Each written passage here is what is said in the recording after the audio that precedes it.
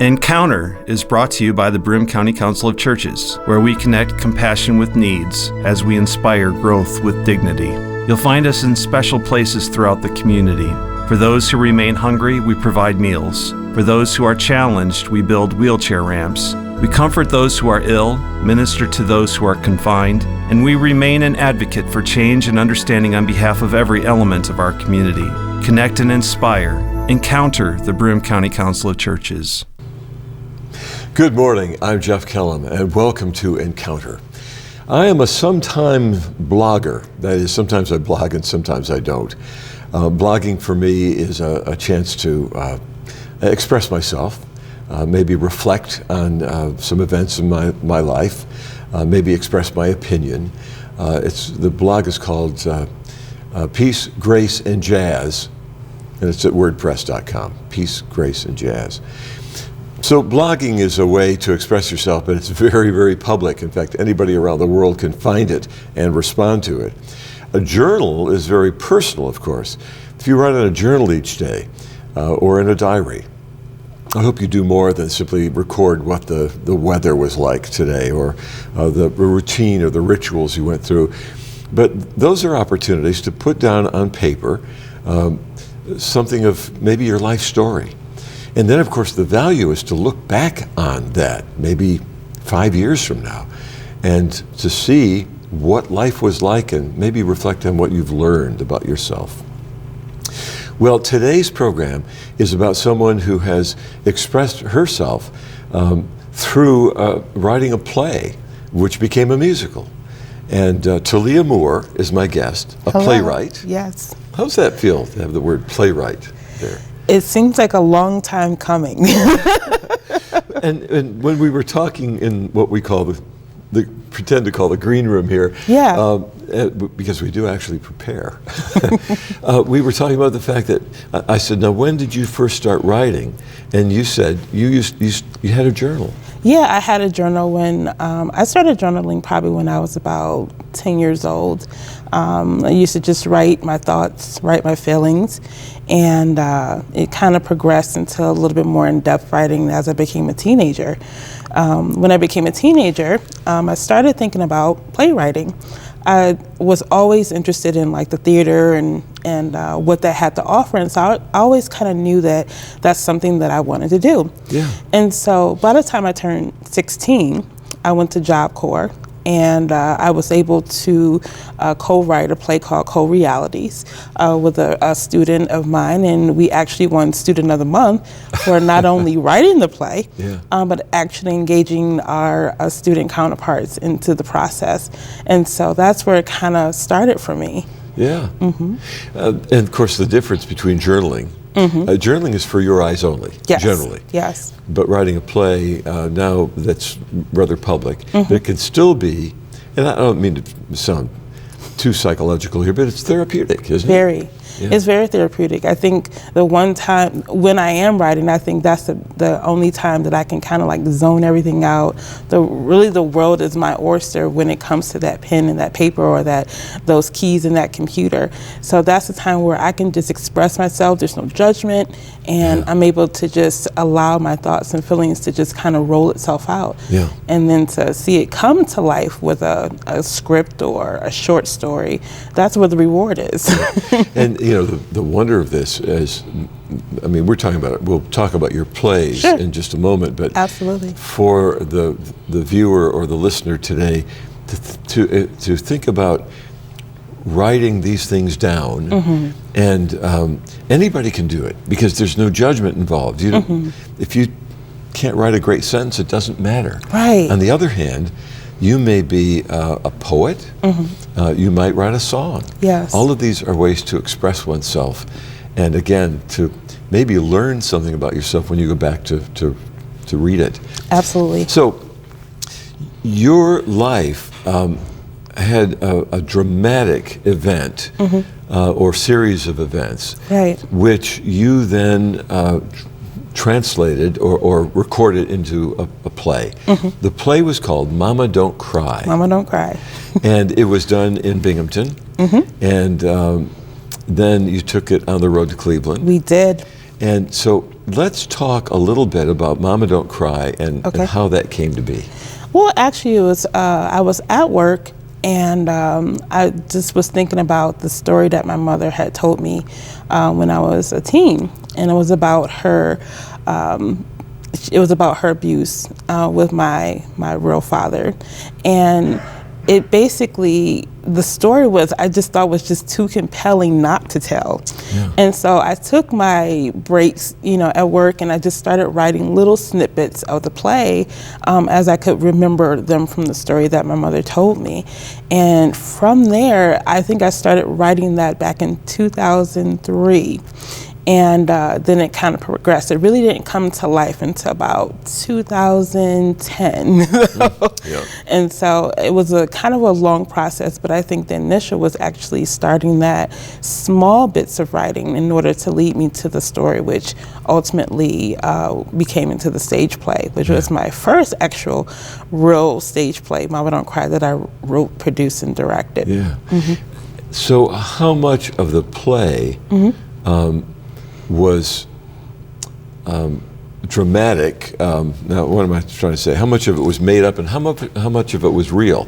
Did you add to your mother's story? Yes, I did add to it. It was very gritty, and so I had to add more characters and to kind of make it a little bit more softer to the audience. But the overall production was very gritty. So I had to put some comedy in it. I had to put some different characters in it, some contrast as it relates to the character was hard, and then you had a soft friend who basically helped them to kind of realize the error of his ways, and you have the mother, who's going through this abusive relationship, working with a friend who cares about her, who looks after her, who looks after the kids, and only wants the best for her.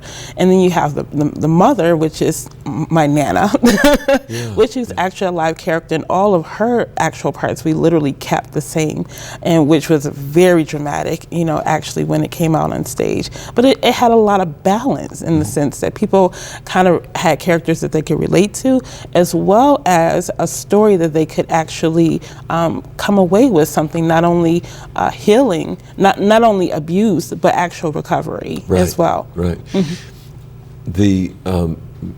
You were one of the children? Yes. You wrote yourself into the play as a child because it was happening to you. The abusive relationship between your birth father and your mother was something you witnessed. What do you remember from that as a child? Actually, I don't remember any of it. The only thing I can remember is that I was definitely afraid of guns. And so when this happened, I was actually 5 years old. But the actual characters that are in the production are teenage. The kids are, there's a boy and 2 girls. So it's me and my twin sister and my brother.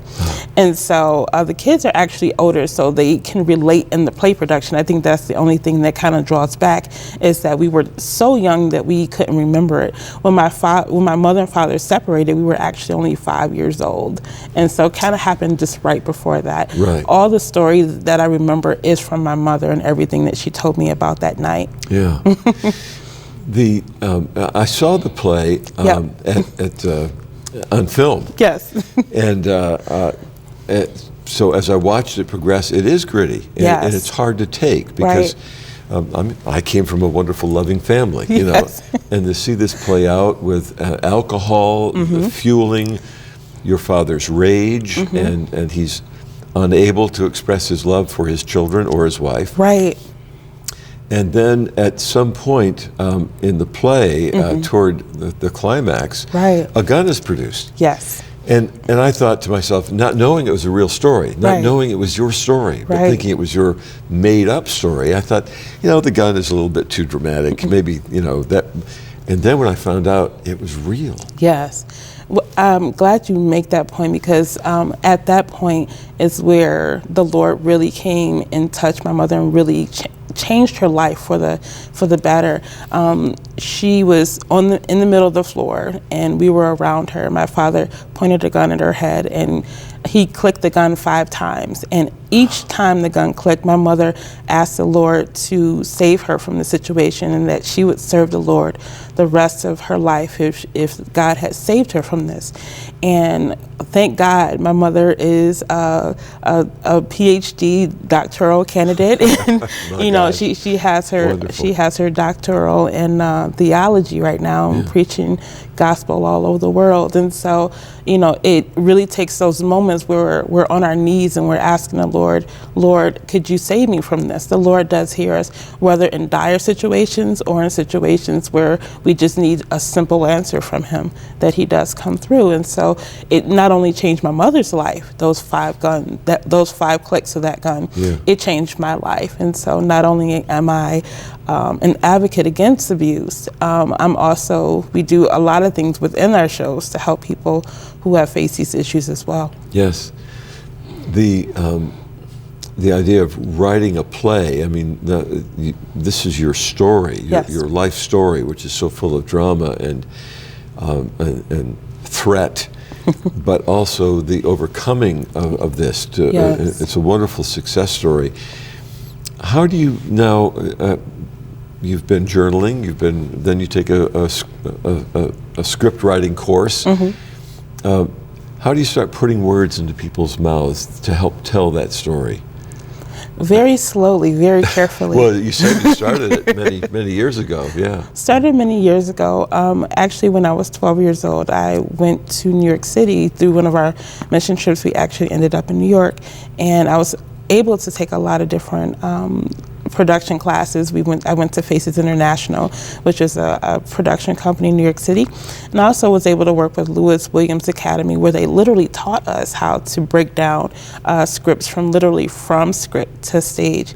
And so from that learning and that discipline, I was able to kind of really shape myself and form myself into making scripts from literally script to stage. And then from there, I really start with my outline. I start with the core of the story, the beginning, the middle, the end. And then I kind of take it from there and really flesh out the full story. But kind of knowing the context overall is kind of where I started. And that hook, line, and sinker. What is the one thing that people are going to think is going to happen, but it's actually something in reverse? So just taking it from different contexts. And then this particular story became a musical. And I want to get to that in just a moment. But first, I think it would be important to talk about how people respond when they've seen the show or they've seen the video of the show, whether it's in Binghamton or you took it to Cleveland, which we should talk about also. But people respond because it touches something in them, whether they've lived that particular story or not. I cannot tell you how many people literally come up to me after the shows and up to our cast and express how much that show impacted them. Either they were a victim themselves or they know someone who was a victim, and they said in some way to help them heal. One thing that I do at the end of my shows is we have a heart prayer where we, put our hand over our heart and ask the Lord to give us covering because the issues are so heavy. And even the prayer at the end of the show helps people to understand that, you may have gone through this, but the Lord is going to carry you through the next phase of recovery, that next phase of living. And the energy that comes out right after that is just so amazing, And then we have the adverse reaction where people, one of the characters was the father character who was abusive, and one of the ladies kind of went after the male character and said, no, he's just playing a role, but they, it's so something. They took the actors. Yes, it's something goodness. In that, that ignited them, even to say, well, I thought you were wrong, and just the reaction itself can be positive or can bring up some things that may be still kind of hurting in people's heart, from other things that they've experienced personally. When we saw it, the Binghamton production of it, which was held where? Where did you do that? We did the Binghamton production at Cornerstone Baptist Church in Endicott. That was our first huge live production. We sold out. That show was amazing. We had so many different pastors and clergymen and congregations come together. People from Pennsylvania, people from New York City, Jersey, and everywhere in between come down. We were able able to work with some of Parish people and, you know, actually put headlining for the show, which was amazing. And I think that Parish people. Yeah, Parish people. So we work with a couple of them, and they're amazing.